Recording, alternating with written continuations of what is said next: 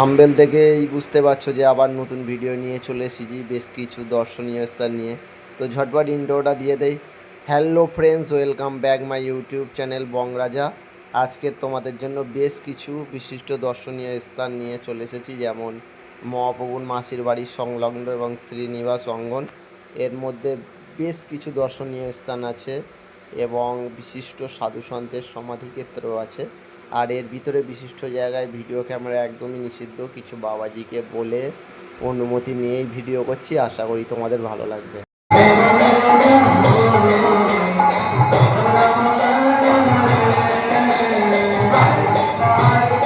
মাসির বাড়ির পাশেই একটি মন্দিরে এখানে এসেই দেখলাম নাম সংকীর্তন হচ্ছে, এসেই আমার পরিবার মেতে উঠলো। তো তোমরা দেখতে থাকো এই মন্দির।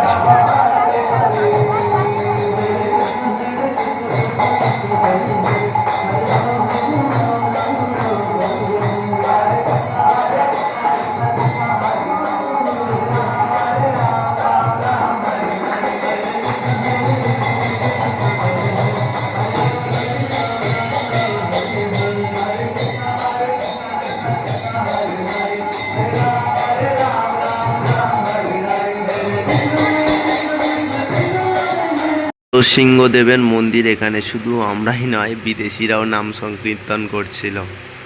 পেরিয়ে চলে এলাম আরেকটি দর্শনীয় স্থান। এখানে 7 সাধু সন্তের এখানে সমাধিক্ষেত্র করা আছে, যে ছোট ছোট যেগুলো করা আছে ওগুলো বিশিষ্ট সাধু সন্তের সমাধি। তোমরা দেখতে থাকো, প্রত্যেকটাই সমাধিক্ষেত্র এখানে যেগুলো করা আছে।